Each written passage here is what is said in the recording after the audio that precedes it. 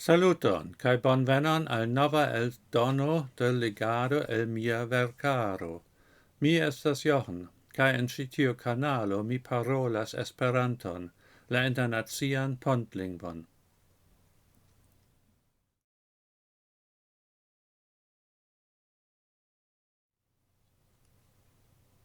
Temo de la tago.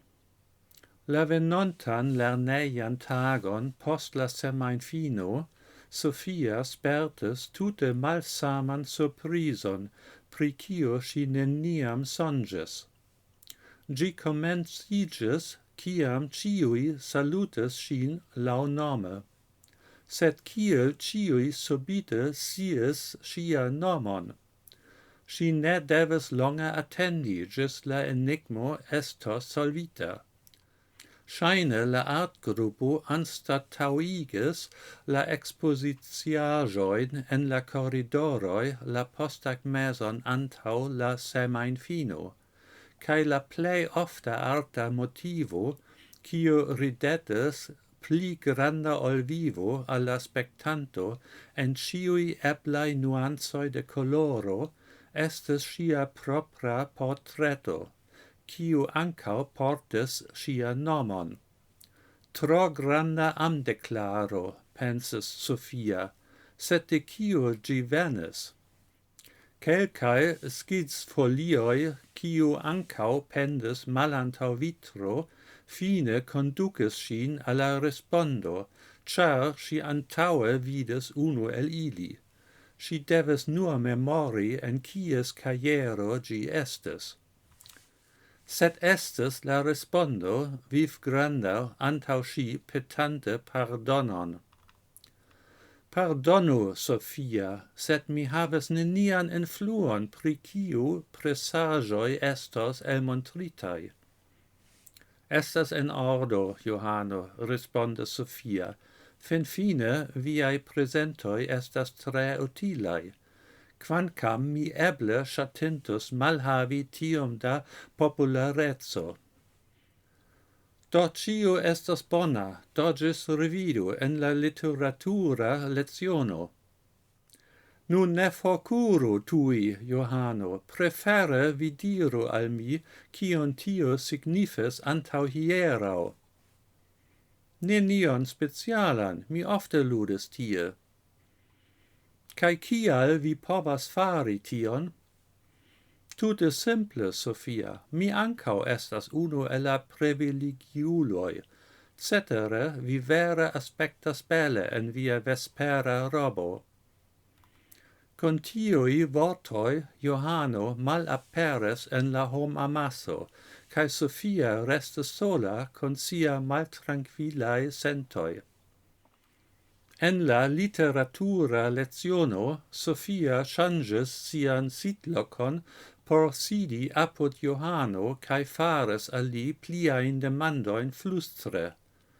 Char si neniam faris tion, ciui tui rimarcis, che io ocasas, crom Sophia mem cae eble Johano. Post ciam la lernotago finigis, Sophia ancora ne finis siain demandoin.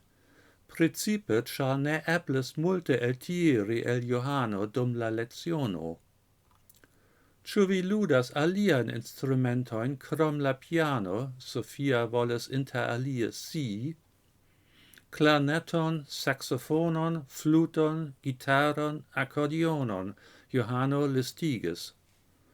Do cial ni neniam vidas vin con instrumentujo en la lerneio?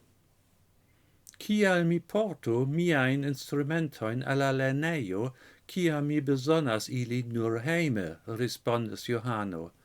Sed bonvolu vidi mem, li aldonis.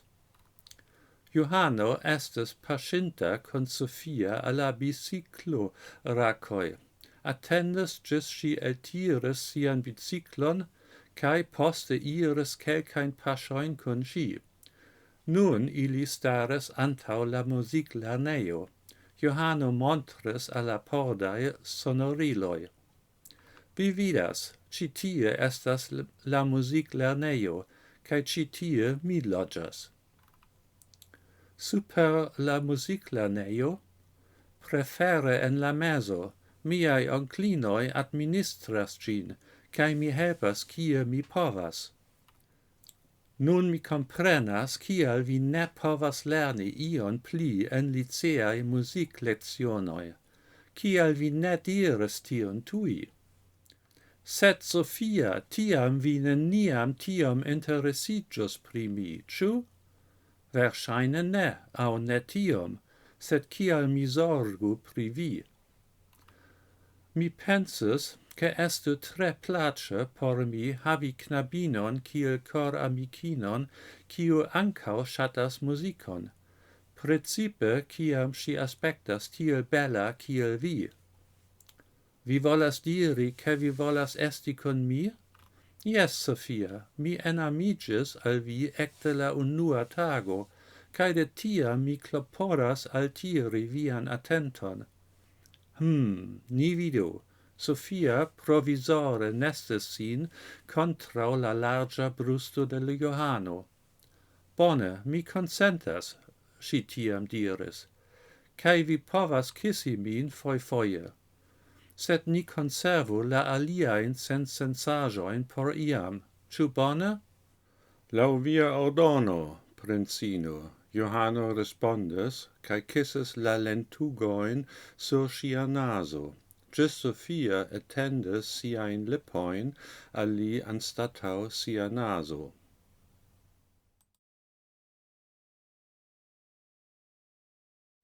Dankon, jen cio por hodiau, cae ne forgesu, abonu mian canalon, por che vi ne maltrafu mian venontain filmetoin. Gis.